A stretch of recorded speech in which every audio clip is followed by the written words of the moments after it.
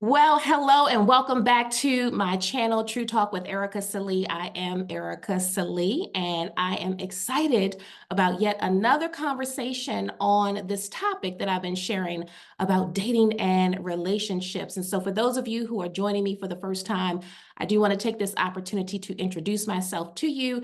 If you happen to have stumbled upon my channel, I am a speaker, a self-help author, transformation success coach, and owner of True Synergy.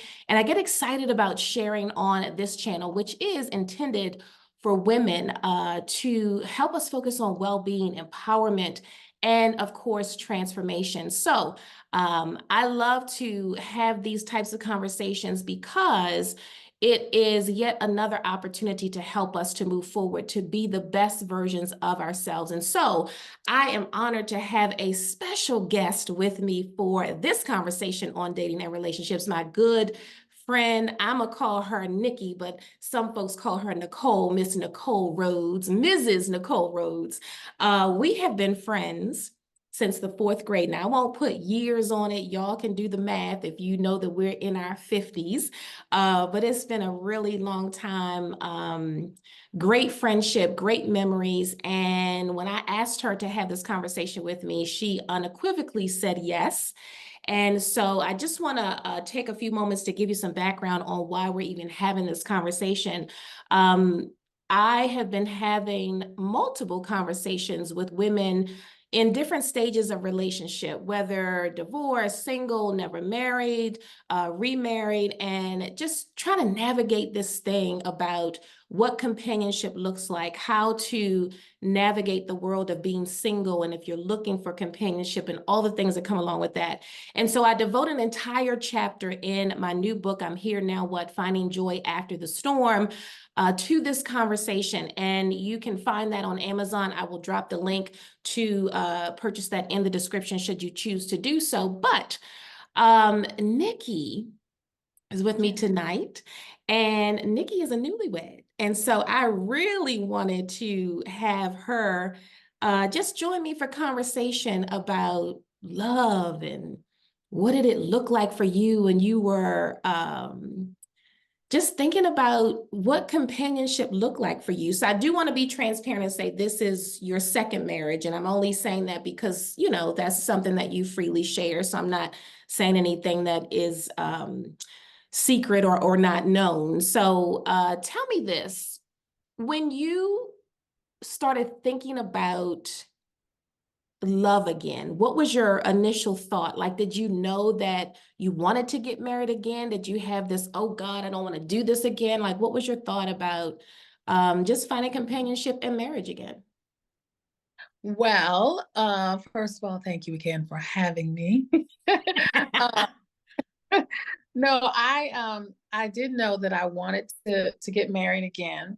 And for me, I felt I felt that God made me to be a wife. Mm-hmm.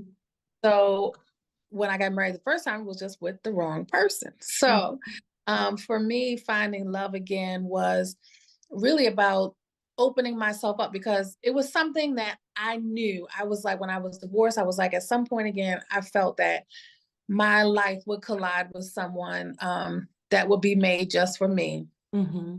Man that I married was made just for me. And so I can say that without any question or doubt. Uh, but I think too that you have to align your mindset with welcoming that into your world, because sometimes depending upon what types of experiences you've had in the past, you know, if they've been negative, you could shut down to being Mm-hmm. open. So for me it was just being patient, um, and waiting for the right person. That was Mm-hmm. key. And then from that point, for me, it was about vetting that person for a long period of time. That was really what I want to do. I didn't want to rush into anything. I wanted to have a long courtship, long dateship, whatever you want to call it. Mm-hmm. Mm-hmm. Wanted to experience, you know, life in, you know, its highs and its lows and as it ebbs and it flows. And so, so we did have a long courtship. Mhm. We were together for 9 years before we got married. Had it And been 9 years? I didn't and realize it was that long. yes, Mm, yes. mhm, mhm, And at that point, I really knew who it was that I was going to, be married to. So to answer your question, I think for me, it was just about, really having an open mind, to finding someone that, was made just for me. Yeah. So, you brought up a lot of good points. One is that you allowed yourself to be open. And you're right, because depending on the circumstances and what we've been through as women, we might have a tendency to close ourselves off and not be open to love and companionship. And we are relational beings. So I do believe that we were created to be relational, right? To be in companionship with someone that feels right and that nurtures and that really complements who we are. So when you say be open, that's something that I really want to make sure that everybody watching this can hear, number one. Number two, some people say, well, gosh, like, oh my God, 9 years. And some might look at that and say, well, if it hadn't happened in X amount, then I don't have time for this. It's either going to be now or never. But it Mhm. sounds like you really were patient, and your patience was connected to, I want to see the ebbs and flows of how this goes and how we work through it together. Is that a true statement? Sounds like that's what you said. Yes, for sure. I wasn't in a rush. When I first met my now husband, I was, enjoying my life and Mhm, enjoying being in a relationship and, doing lots of, exploring new things with him. So I never really felt rushed because I kind of knew from the beginning that it could be someone that, I could share the rest of my life with. mhm, But I wanted to, I wasn't in a hurry because I wasn't in a hurry when I was married the first time. But I definitely wasn't with the right person. And mhm, I think you just have to, I know that so oftentimes as women, we can feel like, oh, well, we've been dating for 2 years, so we need to, go and mhm, mhm. friends, some girlfriends now who have said that to me, and I have tried to talk them off the ledge and say, not a lot of time. Yeah. So, you find that when you have these experiences later in your life, there's not like this clock that's ticking. I have children, and there's no biological clock that's ticking for me. Mhm, I have to really connect with with somebody that was going to be my mate for the right. rest. Mm. So yeah, there was no rush, no sense of, immediacy for me, because as I was getting to know him over all these years, we were really having a good time and living our lives. So And I like that because, it's different. If you talk to, say, a woman who's, I don't know, mid to late 30s, maybe never married, maybe doesn't have children, um, mhm, that clock seems to feel like, oh gosh, I gotta do this because time is running out. That's the perception that mhm, many women have. And I've had conversations and heard conversations to that fact, or to that, around that philosophy. So when mhm. you say the patience in finding your love, finding your match, finding your mate, that's really something that I know is not easy. But what do you say, or what would you say was the easiest thing to help you be patient? Like, did you have a system? Was it a method? Was it a mindset? Like, what was it that made you just kind of settle into getting to know this person? And I'm gonna say this person, but brother, bro. Yeah, yeah. I think it was a mindset for me. I think it was a mindset that I started off with. Now, I have to say that after about, I'd say after about 4 or 5 years, I was like, okay, I started to go, I guess this is going to happen. Well, that's real talk though, because at least you're saying part of you Right. was kind of feeling that. Okay. All right. That's fair. Right. Mm-hmm. Oh, halfway through there, and then our relationship also had a little bump in the road, which was just, I think, how people say was there's like a 7-year itch or something like that. Mm-hmm. Mm-hmm. I had Mm-hmm. around 7 years, and we were contemplating moving separate ways, and it was never going to happen, really. Mm-hmm. I just Mm-hmm. as much as I was, kind of like, I might just go in another direction. So I believe it was a mindset. However, I will say I'm kind of wired a little bit differently than most. Mm-hmm.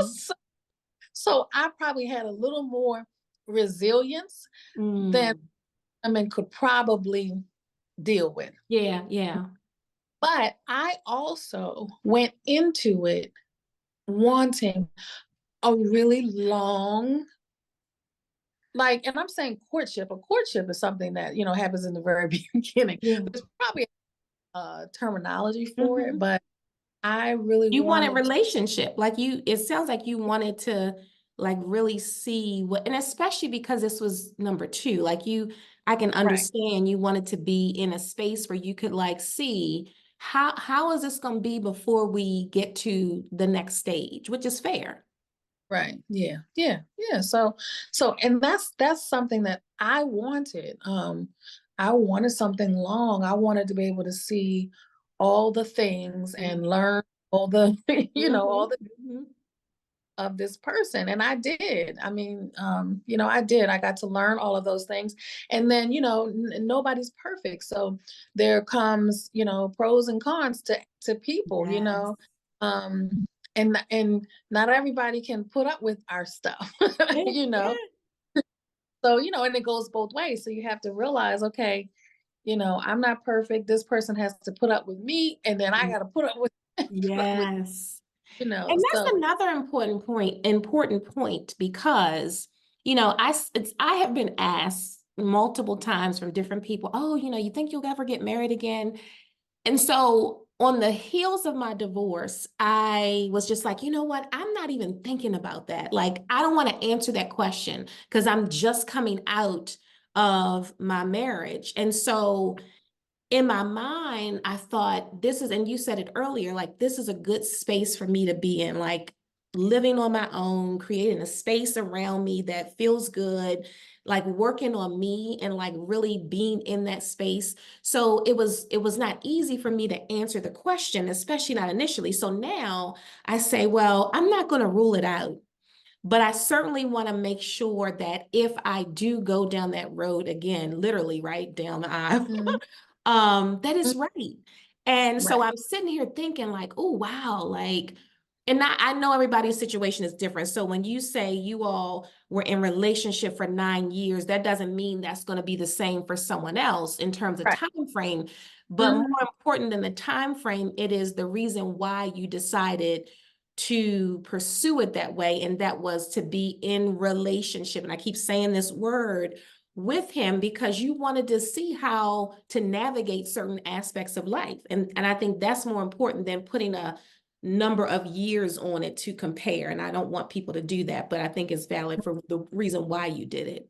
Right. And honestly, if it had happened sooner, like if we had, got engaged, sooner than that time frame, I don't know, a year or two wouldn't have made a difference. But had it been like a year, 2 or 3, I wouldn't have Mhm, been ready, you know. mhm. Um, so I just knew, Do you and I think you wouldn't have been ready because you just were still in a space of enjoying your own or being your own woman without a quote unquote commitment of marriage, or what was that? know a combination of things, honestly, because before I met him, I had a good let's see, I had a good 3 years Mm, uh met him to really focus in on myself got it. and kind of rediscovering who I was at that phase of my life. Mhm. So that's the part that we've skipped, that I did have that time to kind of, hit the reset button. Mhm. And then he came along. So Got it. I'm saying I wouldn't have been ready just because I knew that if I did find someone that, um, seemed to be somebody that I could spend the rest of my life with, Mhm. that I want to have it be on a good solid foundation. I don't want any surprises. I don't want to learn any behaviors Mhm. Mhm. before. Um, so I'm saying had it happened sooner, like I said, maybe You might 5 years, not have been ready mindset wise. yeah, Mhm. Mhm. a year or 2 or 3. No, we need some more time in. Yeah. So And that's that's what important because I think, and this is with anything, not necessarily marriage. And I've said this in other conversations. So for those of you who might be landing here, just know that there are other conversations that I've had on this topic. So one of my other friends has been married for almost 20 years. I talked to my cousin who is single, never been married. So there's different perspectives, and I encourage you to go and check out the rest of those videos. Those descriptions will be, or links to those videos will be in the description of this one. But you brought up such a great point because a lot of times when we're coming out of something, we're like ready to jump right into it again, something similar, or we keep moving without pausing to say, oh, wait, let me spend some time working on myself, mm, especially coming out of a relationship. yeah. Whether you had to learn, you had to grow, or whatever the situation, it's like Mhm, I need this time, and you said it, to hit the reset button. mhm. And whatever that time frame is, I just need to honor myself by making sure I'm good before I go and connect with somebody else. And that's important. That's I think that's the key right there. It's crucial. It really is crucial. And a lot of women skip that time Mhm. themselves. It is I feel like a time when you really kind of go deep, Mhm. into um it's super important to try to figure out where things went wrong, what roles you may have played in that, or maybe you didn't Mhm. role in Mhm. situation. But that time for me is a highlight in Yeah. my life. Post marriage, the first time was to really take that time. I mean, I took a leave of absence from my job and Mhm. really took about a good year, uh, Mhm. really figure things out for myself, recenter myself, and just find the faith that I needed to be able to move forward. And the Mhm. only way I could know what I wanted and be in the right mindset was to be able to have taken that time for myself. Yeah, that's important. And I do want to I can't emphasize that enough. Like, I feel like as women, we have been so conditioned to address the needs of everybody else, a mother, a wife, a daughter, or whatever. We have so many roles, and so we don't always know the importance of, oh, wait, I just need to stop and I need to take care of me. So you honoring yourself in that way was crucial. And I want to make sure that other women hear that. And again, this is not, even if you're not in a relationship, even if you're not even if you are married, that still should be, right? Where you find that time and that space to Hmm. center and reset. So I do want to say that. But I also want to go back to something else that you said. You said around year 7, you were just like, oh God, am I going to do this? And I want to make sure that we don't miss that, because that's the true talk part, right? This is true talk with Erica Salee. And that true talk really means it's the stuff that goes on inside our head that we're trying to navigate through. We're thinking certain thoughts and we're like, oh my gosh. Sometimes we have those conversations with others, and sometimes others never know what those conversations are. But to me, that was a true talk kind of moment where you were just like, oh, I don't know about this. And that's Hmm. real. I mean, that Yeah. is real. So Hmm. you navigated out of that by doing what? I think the reality of that for both of us is what allowed us to realize that we really couldn't imagine ourselves without each. Mm-hmm. So I think that it was a time of reflection for both of us to sort of kind of like have almost an outer body experience and go, Mm-hmm. now how would my life be, you know, if Mm-hmm. I didn't have him or he didn't have me. So I think it was never really anything that we expected to come Mm-hmm. up. It, and that time also stands out in, you know, in the relationship because it was really a time um for us to almost like reignite what we what we always had, you know, Mm-hmm. because that was a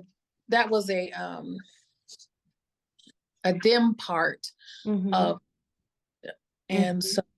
so once we were able to get past that and we realized there's no way you Yeah. going on anywhere, I'm not going out. We in it. We in it. Then we were able to, you know, kind of gain some more momentum Good. um, Mhm. for our relationship. I love that because at the end of the day, I think, couples will go through that, right? Mhm. The beauty of it is that you use the time to be reflective enough for what was important to you.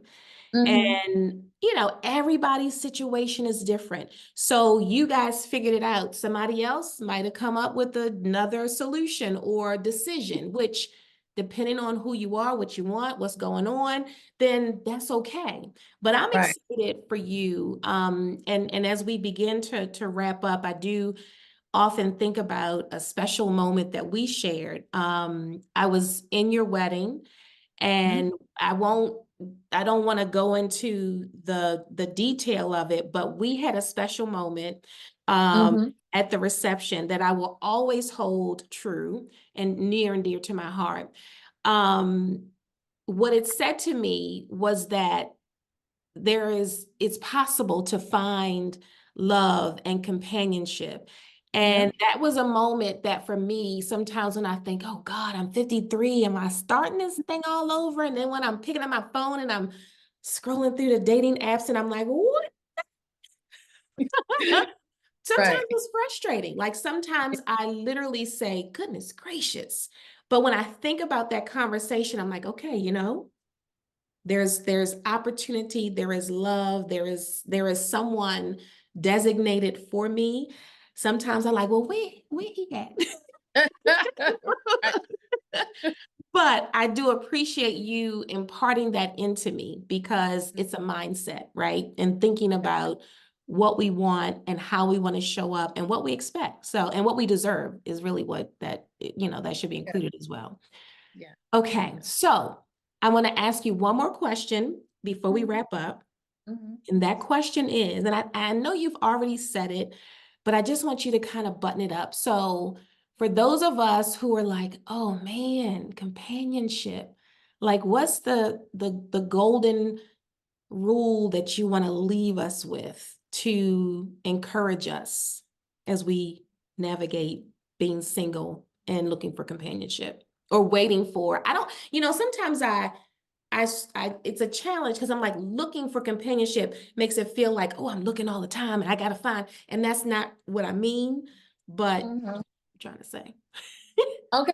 I think what I could say is something that I share with people that, and I feel like a lot of times the opportunities that I've had to share with people who are going through divorce, and a lot of times it's very painful. You know, it was a painful time for me. Mm-hmm. Um, and then coming out of that is like a whole rebirth.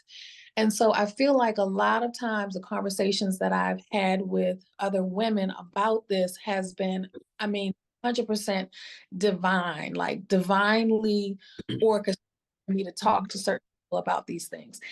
And the one thing that I would say is to let love find you. You can go on dating apps and you can, you can look at profiles and you can do all that.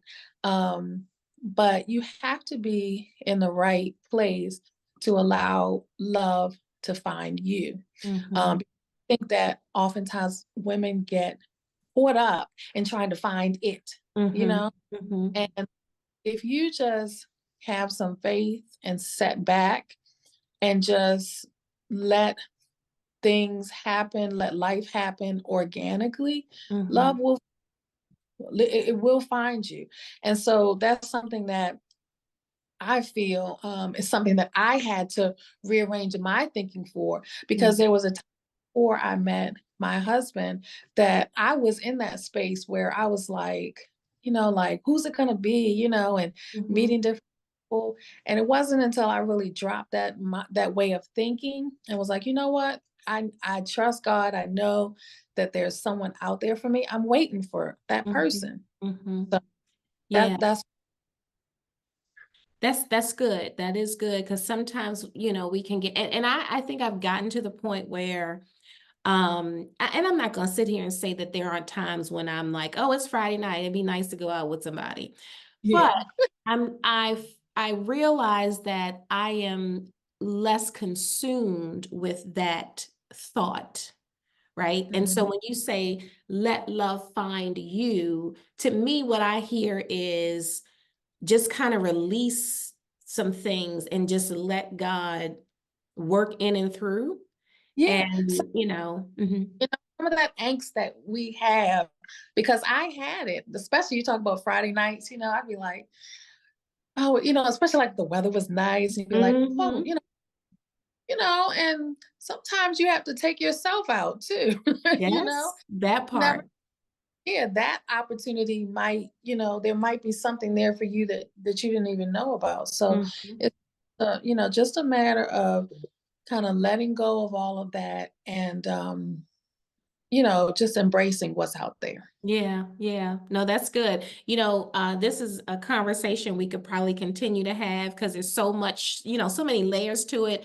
But I'm just Mhm. glad that you dropped the nuggets that you did because I think it's helpful for us as women to know that, you know what, number one, spend time with yourself, love up on yourself, make sure you're in a good place mentally, physically, spiritually, taking advantage of whatever time you might be single to Mhm. be open and ready for what's next and not to be so focused on it that you miss the blessings along the way that might be there and we don't know it because we're so focused on gotta have it. So that's good to know and good to share. So before I let you go, I do want to say that you are an amazing artist. And I say artist because what you do for your business to me is artistry when I look at what you produce and how you create. So I want you to tell people about New Vision Interiors. Did I say that right? Yes. Yes, I was like, I know it. I'm seeing it in my head and all the things, and where they can find you. But for those people who might not be local, Mhm. you also have other products that I want you to talk about and tell people all about how to connect with you. Yeah, so I have staging and interior design business here in Seattle called New Vision Interiors. We also do events, but my primary business is real estate staging, and then we do residential and commercial design projects. I am also an author. I did a coffee table book almost well, It's it's on been my a year. table. Yes. Yeah, a coffee table book, which is basically um, it's basically gives you some examples of my work. It's really a testament to being able to really kind of tap into what your purpose is in life. And I really feel that what I'm able to do every day is not really work for me, but it's a gift that I have that I'm able to give people.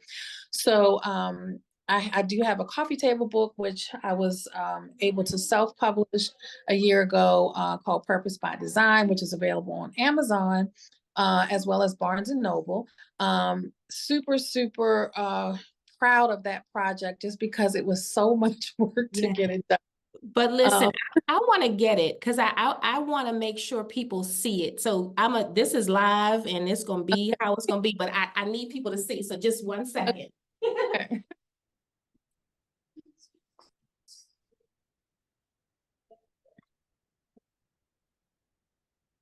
So this is the masterpiece. It was actually on my ottoman in my living room. But this is, when I tell you, there's a bookmark here because I took one of the ideas. This is a work of art.